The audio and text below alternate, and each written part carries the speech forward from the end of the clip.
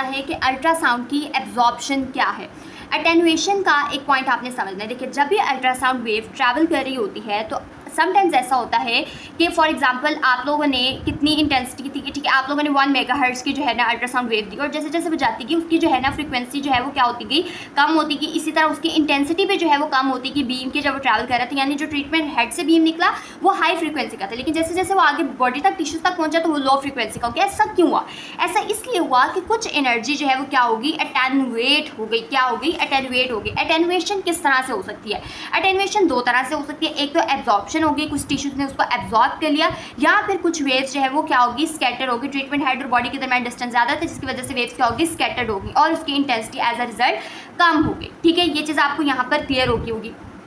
अब हमारे पास एक यहाँ पर टर्म है हाफ वैल्यू डिस्टेंस।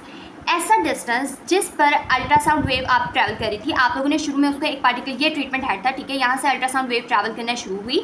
जब वो ट्रैवल करी थी वो डिस्टेंस जिस पे उसकी ये वाली इंटेंसिटी जब वो ट्रीटमेंट हेड से निकली, और वो वाली इंटेंसिटी, वो पॉइंट जहाँ पर उसकी इंटेंसिटी इस इंटेंसिटी से हाफ रह गई थी, उसको आप लोगों ने कह दिया this is half value distance.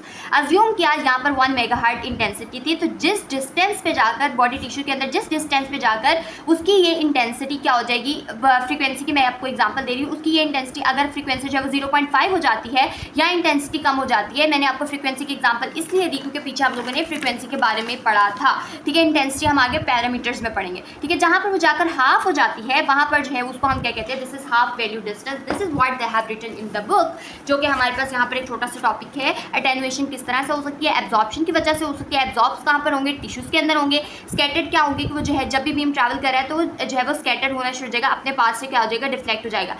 तो दोनों का इफेक्ट क्या होगा, the overall effect is such that ultrasonic beam is reduced in intensity that it passes deeper. This gives rise to the expression half value distance, which is the depth of the soft tissue that reduces the ultrasound wave to half its surface intensity. ठीक है, तो इसके अंदर बिल्कुल भी कोई भी मुश्किल बात नहीं थी, और यही उसने एग्जाम्पल भी यहाँ पर इसी की दी है। हाफ वैल्यू डिस्टेंस 1 मेगाहर्ट्ज़ के लिए क्या होगा, हमारे पास 4 सेंटीमीटर का होगा। 3 मेगाहर्ट्ज़ के लिए क्या होगा, 2 सेंटीमीटर का होगा जब उसकी डेप्थ ऑफ पेनिट्रेशन होगी। नेक्स्ट टॉपिक है अल्ट्रासोनिक फील्ड। अच्छा, अल्ट्रासोनिक फील्ड में आप लोगों ने याद रखते हैं दो तरह की फील्ड्स होती हैं, एक होती है नियर फील्ड होती है, एक होती है फार फील्ड। आप इसको अज्यूम कर ले ये वो जगह है जहाँ पर अल्ट्रासाउंड बीम प्रोड्यूस हुई है, ठीक है। फॉर एग्जाम्पल ये हमारे पास क्या है, एक ट्रीटमेंट एरिया, ट्रीटमेंट हेड है, यहाँ से जो बीम निकला है उसके करीब करीब का जो एरिया था, ठीक है, उसको आप लोगों ने कह दिया दिस इज नियर फील्ड। यानी नियर फील्ड वो एरिया जो कि ट्रीटमेंट हेड के पास है, और फार फील्ड वो वाला एरिया जो कि ट्रीटमेंट हेड से थोड़ा दूर है, ठीक है। इसको हम नियर फील्ड और फार फील्ड कहते हैं।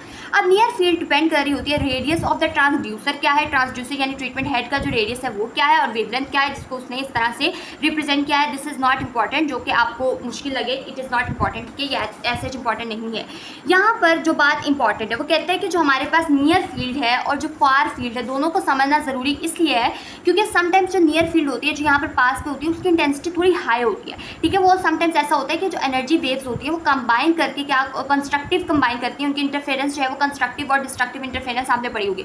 उसकी जो इंटरफेरेंस है वो क्या होती है, कंस्ट्रक्टिव होती है, जिसकी वजह से उसकी एनर्जी ज़्यादा हो जाती है, ठीक है। इसलिए हमें ट्रीटमेंट के दौरान इस बात का ख्याल रखना पड़ता है, ठीक है। The extent of the near field is important and more intense then the far field and may have more profound effect into the treatment, ठीक है। ये बेसिक सी बात थी, इसके अंदर कोई भी मुश्किल चीज़ नहीं थी। यहाँ पर आप लोगों ने इस पूरे टॉपिक में से सिर्फ आप लोगों ने ये देखना है कि फार फील्ड नियर फील्ड में किस तरह से है और क्या चीज़ जो है ना यहाँ पर इंपॉर्टेंट है, और ये आप डायग्राम बना देंगे। बिल्कुल आसान सी फिगर है जिसके अंदर उसने आपको शुरू में जनरेटर दिखाया है, यानी ट्रांसड्यूसर दिखाता है, उसके बाद वो आपको जो है वो नियर और फार फील्ड के बारे में बताता है। आप फार फील्ड देख सकते हैं, इसकी उसने आपको ट्रांसफर प्रोफाइल और लॉन्गिट्यूशनल प्रोफाइल जो है वो दोनों उसने शो की हुई है। यहाँ पर आप देख सकते हैं थोड़ी सी रैपिड चेंज है फ्रीक्वेंसी में, और आहिस्ता आहिस्ता जो है ना इंटेंसिटी कम है। उसके बाद नेक्स्ट हमारे पास टॉपिक आता है दैट इज कपलिंग मीडिया। आपको पता है साउंड वेव्स एयर के अंदर ट्रैवल नहीं करती, ठीक है, एयर से ट्रांसमिट नहीं हो सकती, ठीक है। इसके लिए हाँ वो कहता है कि हमारे पास ज़रूरी होता है कि हमें चाहिए होता है एक कपलेंट। कपलेंट वो चीज़ होती है जो कि आप पेशेंट की बॉडी पे अप्लाई करते हैं before the application of ultrasound, ठीक है। वो कहता है कि हमारे पास ये कपलेंट होता है, इसके लिए हमें कपलिंग मीडिया यानी कपलेंट को यूज़ करते हैं। अब वो कहते हैं कि डिफरेंट कपलेंट्स होते हैं जिसकी डिफरेंट हमारे पास होती है कि वो कितनी वेव्स को जो है वो ट्रांसमिट करेंगे। जैसे एक्वासोनिक जेल है, इसकी 72% है, ग्लिसरॉल है 67 है, डिस्टिल्ड 59, यानी इसकी एफिशिएंसी की बात हो रही है। लिक्विड पैराफिन 90 है, पेट्रोलियम जेल 0 और एयर जो है वो 0%। ये इसने हम लोग को बताया हुआ है कि कितनी हमारे पास जो है ना वो कपलिंग मीडिया एफिशिएंट ट्रांसमिट करने के लिए। अच्छा, अब कपलिंग मीडिया की कुछ प्रॉपर्टीज़ वो बताता है। वो कहते हैं कि इसकी अकॉस्टिक इम्पीडेंस, अकॉस्टिक इम्पीडेंस क्या मुराद है, रेजिस्टेंस जो आप फेस करनी पड़ती है अल्ट्रासाउंड वेव को ट्रैवल करने के लिए टिश्यूज़ के अंदर, वो जो है वो क्या होनी चाहिए हमारे पास, बिल्कुल वैसी होनी चाहिए जैसे कि नॉर्मल टिश्यू की है, बिल्कुल उसके करीब करीब होनी चाहिए। ट्रांसमिटिविटी जो कि हमने यहाँ पर पढ़ा वो काफ़ी हाई होनी चाहिए। विस्कोसिटी भी जो है वो इसकी क्या होनी चाहिए, हाई होनी चाहिए। जब भी जो बबल फॉर्मेशन है वो कम होनी चाहिए।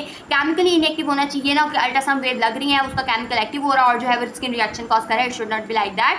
हाइपो एलर्जिक होना चाहिए, एलर्जिक रिस्पॉन्स नहीं प्रोड्यूस करना चाहिए। रिलेटिव स्टेरिलिटी होनी चाहिए, मतलब वहाँ पर जो है इफेक्ट भी प्रोड्यूस करे स्टेरिलिटी का। उसके बाद जो है वो क्या होना चाहिए, चीप होना चाहिए, मतलब इजीली अवेलेबल होना चाहिए और एज ए लुब्रिकेंट भी एक्ट करना चाहिए ताकि जो ट्रीटमेंट हेड है वो इजीली पास कर सके।